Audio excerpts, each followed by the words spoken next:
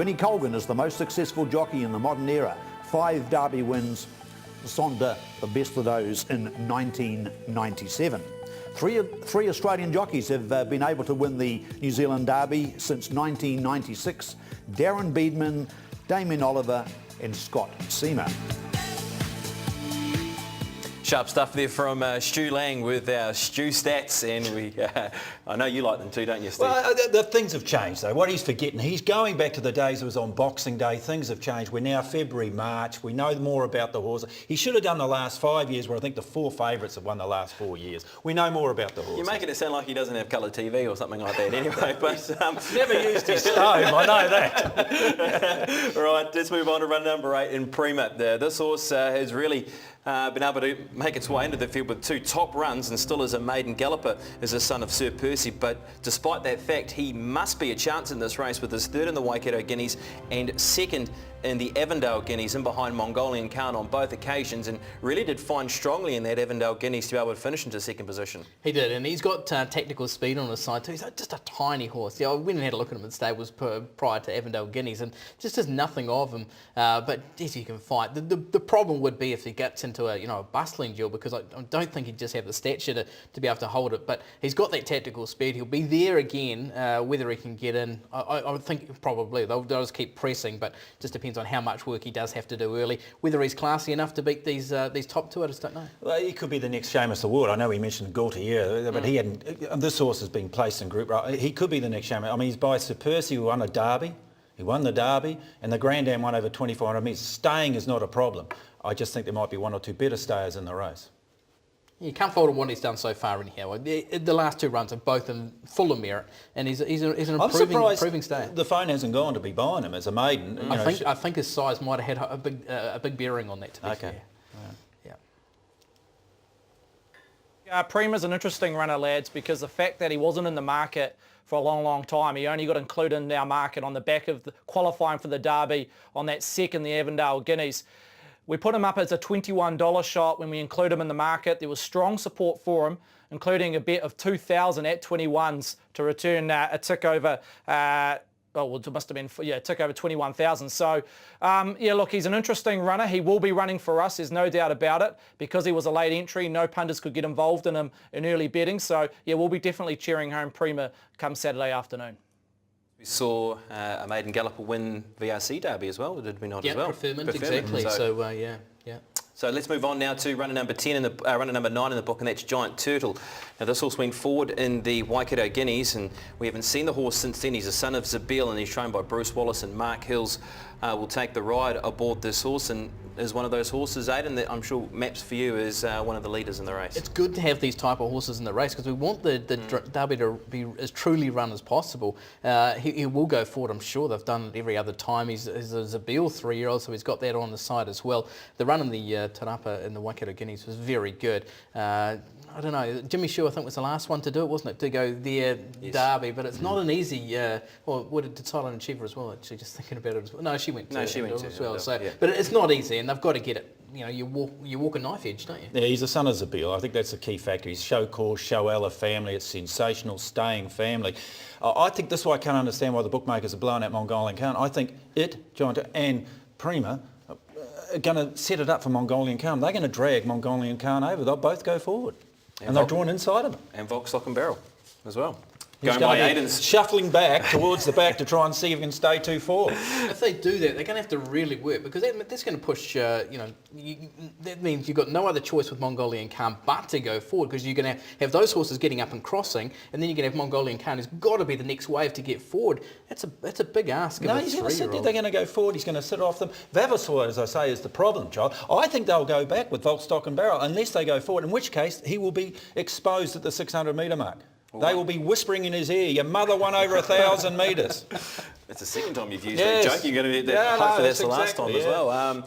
Running number 10, we won't have to worry about covering a lot of extra ground, because He's drawn in barrier number 1 is McQueen, and nicely bred as well, out of a Group 1 performer in Creel and by Alamosa. Now this horse finished into 4th position in the Waikato Guineas and 5th in the Avondale Guineas. And of course the Waikato Guineas run, as we saw beforehand, held a lot of merit, nearly losing jockey Sam Collett, and also he was able to box on and finish 5th in that Avondale Guineas. He's a chance to be able to get the right run in the race. Yep, the 2 runs in the Guineas races leading up have both had merit, mainly because he had to do work at Te Rapa after knuckling over, and I think Sam Collett's ridden him beautifully both times. She's put him in the race both times, which is great. The draw was against it last time, and so at the 450 metre mark, when it went up to challenge Mongolian Khan, the challenge was easily repelled because he'd just done too much work and having to get across from the outside. Barrier 1 certainly makes him a chance in this race. Whether he's up to those top 2, not for mine, but he's one of those horses in that 3, 4, 5, 6 mix. Oh, I think out of Creel, who won the Avondale Cup, as you mentioned, I think he's going to get the suck run right in behind the speed. No have to work from the wide barrier draws his last couple.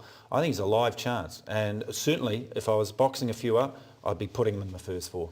Well, I have. Yeah, look, he has been a bit of the forgotten horse, lads. Since that Avondale Guineas 4th, there hasn't been a cent on him, McQueen. We did have a $1,000 bet at 10s the morning of the Avondale Guineas, but since then, like I say, there hasn't been a drop on McQueen. He will be running for us. He has been a slight drifter from the close of his futures price to his final field price. He was $9 on the close of futures. He's now $12 price for the Group 1 Derby. On to another son of Tavistock in the race, and that's runner number 11, and that is Margin Trader, a horse who was able to win his maiden race in Australia, and then since been back here in New Zealand. He looked very good in that early part of that sort of Christmas carnival racing at Ellerslie when he finished into 5th position in the Great Northern Guineas. Really, that was a run for mine that thought he could be a serious Derby contender. Since then, he's been beaten in the Waikato Guineas, and then he's been finishing into 9th position and behind Mongolian Khan, but when he had to cover a lot of extra ground, and that was in the Avondale Guineas. Margin Trader, as I said, leading up probably 6 weeks out, he was around that $10, $12 quote and thought of as a high chance in the race. Yeah, exactly, and the runs leading up were all good, but the run that obviously gets us is the Avondale Guineas run. It was caught 3 wide on the pace. Noel Harris obviously was looking in to try and get in. He's tried to go forward, they've kept him out 3 wide, he's tried to tuck back, the 1-1's gone because the rider and the trail's come off the fence. Nothing went right for him, yet he's still been able to fight. I think the last 100 metres of this race is probably not far off some of the the better runs in the race. So on that run, you got to forgive him for that, Steve. Yeah, you certainly do. No question in my mind. I thought his run in the Waikato, watching that a couple of times, I thought McQueen probably finished over the top, and given that he had enjoyed a better run, a better trip than that. But as the late Darren Tyquin would say, he covered more ground than the early settlers. I mean, it was just remarkable. That's why I've said a line in the sand, any horse that finished behind Margin Trader, not for me.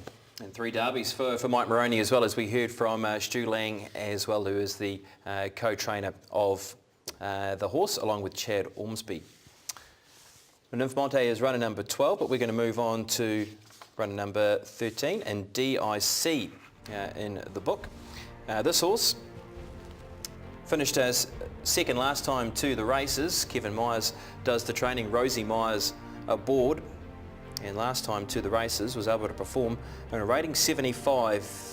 He's dangerous with what he's done so far in terms, Aidan, of just the 4 starts for 2 wins and 2 minor placings, taking on those older horses. And I know he has been a horse that has been specced as well through some of those futures markets with the bookmakers. Yeah, he's very down. This is the last run, isn't it, at Wanganui when... I just don't know, this run didn't get me so much as what the previous couple did. He was really good, the previous couple. But bear in mind, this is up against rating 75 older horses at Wanganui, which wasn't easy. They come from everywhere. I think this would be right down the outside of the track there, but DIC's run was very good. They hit the line 5 across the track, and once again, you just got to have respect about Kevin Myers' team, I think, Steve. Yeah, no doubt about it. Kevin Myers, great horseman as well. A $7,000 purchase at the sales. What an investment that's turned out. My worry with both the Myers horses, neither of them have gone right-handed before. You know, and I think that transition to going right-handed first time, big crowd, gee, not for me. Yeah, well, that's another big thing, isn't it, as well? We see so many horses that make their way to Ellerslie, either they have a look at, say, yesterday, or they have a run in the Avondale Guineas to at least have, work out how Ellerslie is, because it is a difficult track to run around. I guess if Kevin Myers was here, he'd say, well, Sailor Gear never had any right-handed run first, and he came out and, he destroyed them in the Derby that year.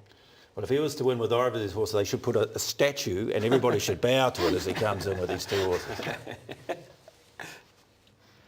Yeah, interesting horse DIC for some punters out there with massive tickets. He was as long as $151 and we had a $500 bet at that price prior to his maiden win in the early part of January.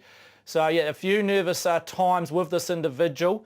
He's clearly our second worst liability in behind the favourite in Volkstock and Barrel, DIC, and I suppose you could never rule out Kevin Myers. But personally, I think he needs a bit of fire out of the track and a little bit of rain to spec Saturday afternoon, which is very unlikely.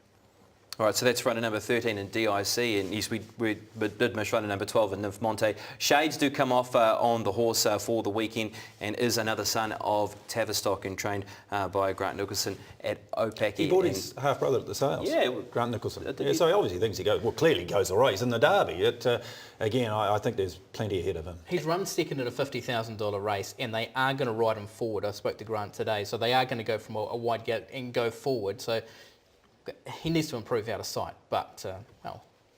Yeah, a horse that was unlucky at Awapuni 3 starts ago, but it was, as we've just pointed out, it's in a lower grade. It's a $121 shot in the race. Let's move on now to runner number 14, and that is Gifted Lad. This horse is trained by the Busserton Young Barn. Of course, Paddy Busserton did win the Derby with Castletown, and this horse really caught the eye with the way that he was able to rocket home into second position. The winner took off and really put a margin on them, Imperial Hawks. This is a rating 65 race, but just look where he comes from here, Aidan, in terms of where he really does line up into second position in the end, over 2,100 metres. Have you got a spot for him somewhere? By my reckoning, he is still last with 200 metres to run, this horse. You see him there in the white side winkers out wide, under a ride as well from Matt Cameron. You're not worrying about the blue horse that's behind him? I think you're about 250, Steve.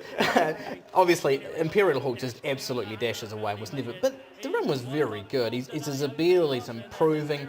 I don't know about the quality of the field and behind him, although Kaharo does look like a nice horse, but this is definitely a step up. So while initially when I wanted to assess him highly, the more I've gone through the form, it's harder for me. Yeah, I think Zabeel's like Kevin Myers, isn't it? You've always got to respect a son of Zabeel going over the Derby trip, but that's as far as it goes with me. Yeah, I think the horse as well. He's 3. He's primed. They're rolling the dice. I think that's basically a way to put it with the Busserton Young Barn, and they've got themselves a barrier draw of barrier number 2, and Craig Grills will take the ride aboard Gifted Lad. Let's move on now to runner number 15, and that is Jaywalk, and he's a son of Darcy Brahma. Wayne Jones does the training of this at Harbour, and Dylan Turner gets his opportunity in a Group 1 TV3 New Zealand Derby. A couple of starts ago, he was ridden by Hugh Bowman and behind Sound Proposition. He was only beaten around 5.5 lengths on that occasion.